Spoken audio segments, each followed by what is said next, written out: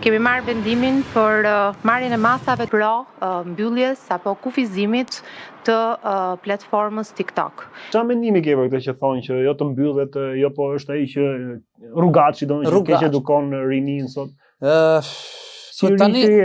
Tani Rrugaçi Lagjës nuk arrin me ndiku të gjithë në lagje. Kupton, ka njerëz që janë mjaftueshëm të fortë që mos ndikohen nga Rrugaçi Lagjës. Po tani të qush një platformë që për mendimin tim thellë ose në bazat e veta është një mjet komunikimi. Është një si puna e WhatsAppit, është si puna e Instagramit dhe me këtë logjik ne i bie që puna një media, edhe një media, s'është një media. Tani një media është media, media, ka fuqinë e vet, edhe mund përdoret siçka secili interesin e vet. Në qoftë se dëshira ime është që të ndjeki content ose një frymë të keqe, unë do ta gjej. Do ta gjej në Instagram, do ta gjej në Facebook, do ta gjej në çdo rrjet tjetër social.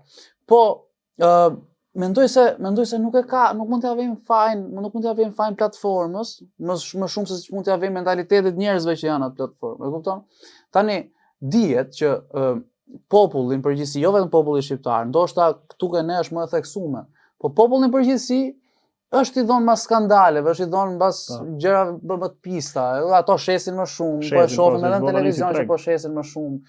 Edhe diçka për shembull që lidhet me artin, me kulturën, nuk ka shumë interes, nuk ka shumë klikime, nuk përbën lajm. Kështu që normalisht edhe në TikTok tendenca do jetë që njerëzit preferojnë më shumë këto skandalet, këto imoralitetet, zhveshjet, sharjet, sherret, ofendimet. Çaj tha, ky i tha kështu, pastaj këtë, pastaj u shan, pastaj u futën live bashk. Gjona që tani nuk mund t'ia vesh fajin TikTokut kur vet po japim zo. E kupton? Mund të jetë mentaliteti i popullit.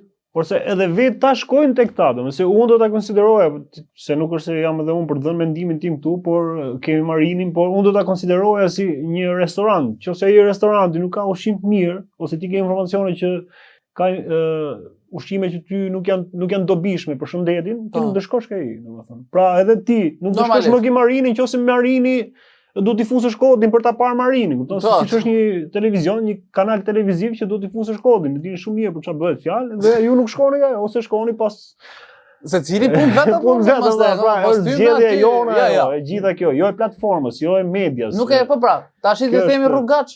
Çfarë i themi? Nuk është Rrugaçi, domethënë ta rresh deri ke Rrugaçi, po pse, domethënë ti po e quan Rrugaç. Po unë bëj pjesë vetë në atë platformë, edhe nuk mendoj se po kontribuoj për këtë Rrugaçin. Po.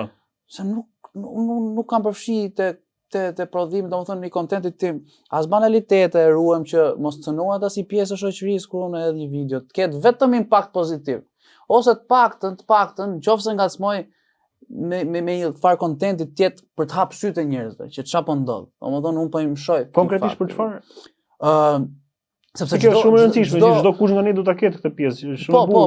Çdo ti merr një intervistë njerëz, domethënë që dalin të rënë, që takullë edhe njerëz që shprehin opinionet e vet. Po. Edhe unë shikoj për shembull ndaj ngjarje në dukuri që me vërtet duhet që ta vënë duke ke njerëz. Ja për zë më shumë. Po, në aktualitet. Bëhet fjalë për politikë, bëhet fjalë që domethënë për mentalitete që nuk janë aq të duhura për kohën. Flasim për shembull unë kur rikrijoj këto materiale, për shembull e rikrijoj soundet e këzës, siç ishte rastin fjalë. Nuk do të thonë që unë jam pro me ato që bën. Thjesht unë do të jap zë që kjo gjë ekziston. Ky mentalitet ekziston si mentaliteti i këtij crowd, po edhe i crowd tjetër. Nuk mbaj krah fare, po thjesht dua që me anë të këtyre gjërave të jepen zë edhe disa dukurive që na rrethojnë, edhe mund duken absurde kur i shef. Po ekzistojnë. Nuk do të më i lënë u harru. Nuk është aq boshe, e kupton? Po. Domethënë kam prek politikën, po jo pak, nuk e kam shumë qejf.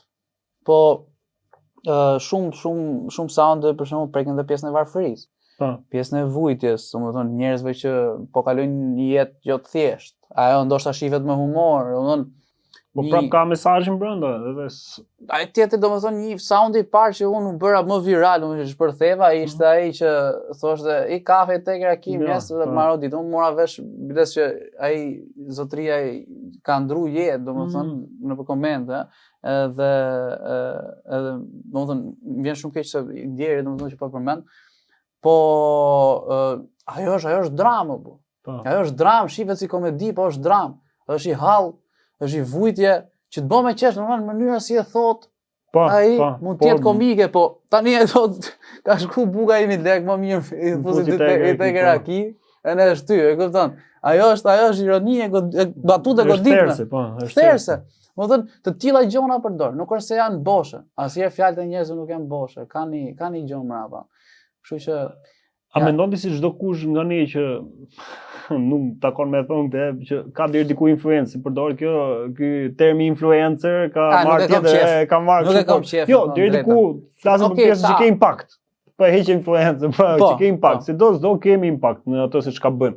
A mendon se çdo kush nga ne e ka si detyrë deri diku që të zgjojë, le të themi, shoqërinë ose të japi nga vetja diçka?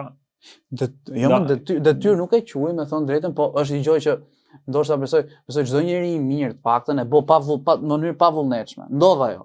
E kupton? Ti do të jap, ti ndikon për mirë. Duke qenë njeri i mirë ndikon për mirë. Po ti e sheh ke vetja si lloj diçka që do ta lësh diçka, apo jo, për te pjesës së humorit të tjetrës ose përfitimeve.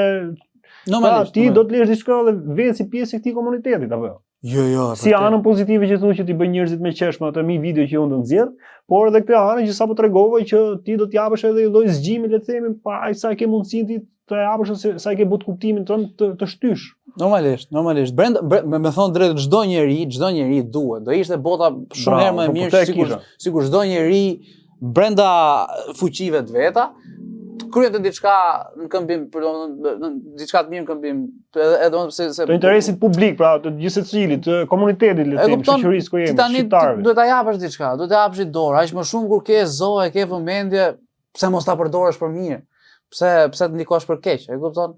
Se me thon drejtën edhe unë nuk do të bëhem shembull i keq.